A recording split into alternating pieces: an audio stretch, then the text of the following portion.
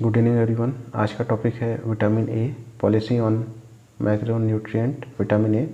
और जो भी डिस्कशन करेंगे उसका सोर्स होगा ministry of health and family welfare. सबसे पहला point A point, prevention of vitamin E deficiency. इसमें पहला ए पॉइंट होगा promoting consumption of vitamin A rich food.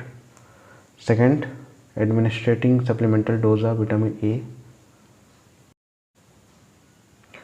Vitamin a body में 4 to 6 मंथ तक स्टोर रहता है, इसलिए हर 6 महीने में विटामिन ए का डोज दिया जाता है ताकि शरीर में इसकी कमी ना हो।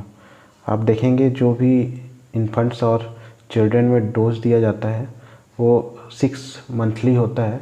इसका रीज़न यही है कि विटामिन ए जो होता है वो सिर्फ 4 to 6 मंथ तक स्टोर रहता है बॉडी में, और बॉडी खुद से विटामिन ए बना नहीं सकता, और जो भी मिलेगा बाहर से ही आएगा। इसलिए जो डोजिंग होता है वो 6 मंथली रखा गया है।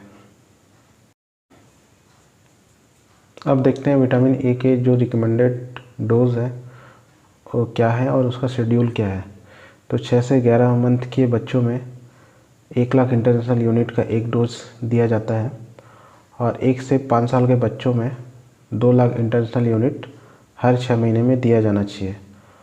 और यह इंश्योर होना चाहिए कि जब बच्चे का 5वां बर्थडे हो तो विटामिन ए की 9 ओरल डोजेस कंप्लीट हो जाए, मतलब कि बच्चे के 5वें जन्म दिवस तक 9 ओरल डोज दिए जाने चाहिए। अब बात करते हैं इसके प्रैक्टिकल एस्पेक्ट के बारे में।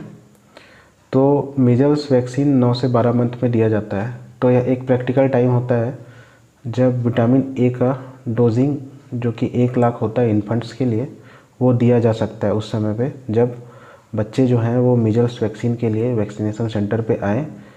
तो 9 से 12 मंथ एक आइडियल टाइम है जब विटामिन ए सप्लीमेंट दिया जा सकता है छोटे बच्चों में, और इन्फेंट्स में यह डोजिंग है 1 लाख इंटरनेशनल यूनिट। अभी बात किए जो पहला प्रैक्टिकल टाइम है मीजल्स वैक्सीन के साथ विटामिन ए सप्लीमेंट दे दिया जाए, तो उसी तरह दूसरा प्रैक्टिकल टाइम होता है जब डीपीटी और ओपीवी बूस्टर जो कि मिड सेकेंड ईयर में बच्चे को दिया जाता है, उस समय पे भी हम विटामिन ए का सूटेबल टाइम होता है जब इसका सेकंड डोज दे सकते हैं।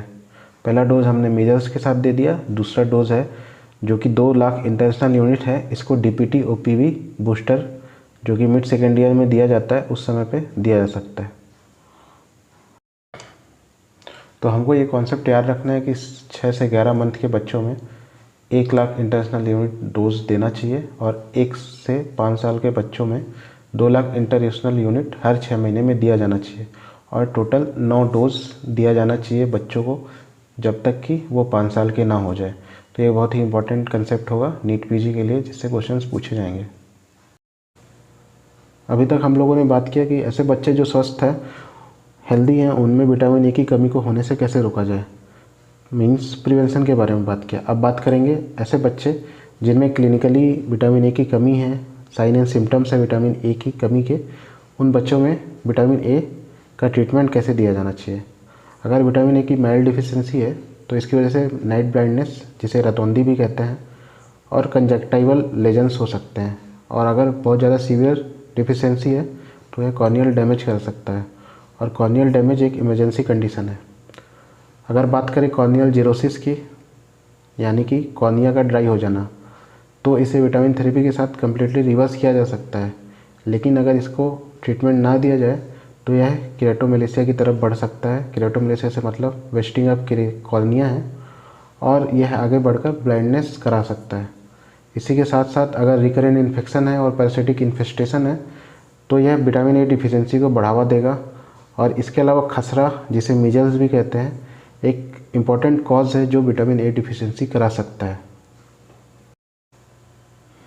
अगर बात करें कि किन बच्चों में इमीडिएट विटामिन ए सप्लीमेंटेशन दिया जाना चाहिए, तो नाइट ब्लाइंडनेस, जिसमें ऐसे बच्चे जिन्हें रात में दिखाई नहीं दे रहा है, रतौंधी हो गई है, कंजक्टाइवल चेंजेस जैसे कि बाइटोट स्पॉट, कॉर्नियल जीरोसिस, कॉर्निया जो है ड्राई हो गई है, उसमें अल्सर हो गया है, ये ऐसे इंडिकेशन है जिसमें तुरंत विटामिन ए सप्लीमेंटेशन दिया जाना चाहिए।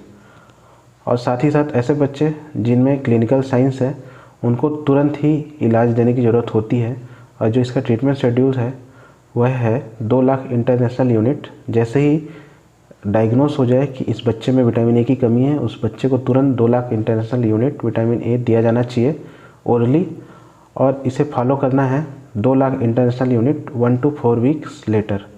यानी कि पहला डोज जो है तुरंत जैसे ही डायग्नोसिस हुआ कि इस बच्चे में विटामिन ए की कमी है, 2 लाख इंटरनेशनल यूनिट डोज तुरंत उसको देना है। उसके बाद 1 से 4 हफ्ते बाद 2 लाख इंटरनेशनल यूनिट का दूसरा डोज उस बच्चे को देना है। अब बात करते हैं जो पीएचसी और सब सेंटर में विटामिन ए कंसनट्रेट सॉल्यूशन उपलब्ध होता है, जो सिरप उपलब्ध होता है वो एक फ्लेवर्ड सिरप होता है जिसके 1 ml में 1 lakh international unit retinal palmitate होता है, विटामिन ए होता है। और कैप्सूल जो आता है उसमें भी 1 lakh international unit retinal palmitate होता है। और इस सिरप सॉल्यूशन के साथ, बोतल के साथ 2 ml का स्पून या डिस्पेंसर आता है, जिसकी सहायता से आप उम्र के हिसाब से बच्चे में डोजिंग कर सकते हैं। अभी अभी डिस्कस किया था कुछ समय पहले, ऐसे बच्चे जिनको मीजल्स है, खसरा है, तो बहुत संभावना है कि उनमें विटामिन ए डिफिशियंसी भी हो। तो ऐसे बच्चों को जिस दिन मीजल्स का डायग्नोसिस हो उस दिन 1 डोज देना चाहिए, और जो उसका अगला डोज है वो उसके अगले दिन दिया जाना चाहिए। और अगर उम्र के हिसाब से इसकी डोजिंग की बात किया जाए तो 6 मंथ से कम अगर उम्र के बच्चे हैं तो 50,000 इंटरनेशनल यूनिट, 6 से 11 मंथ में 1 लाख इंटरनेशनल यूनिट, और अगर बच्चों की उम्र 12 महीने से ज़्यादा है तो 2 लाख इंटरनेशनल यूनिट दिया जाना चाहिए। मीजल्स के डायग्नोसिस के दिन पहला डोज और उसके अगले दिन दूसरा डोज।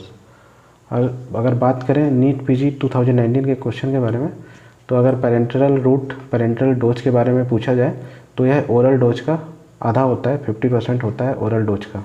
Thank you.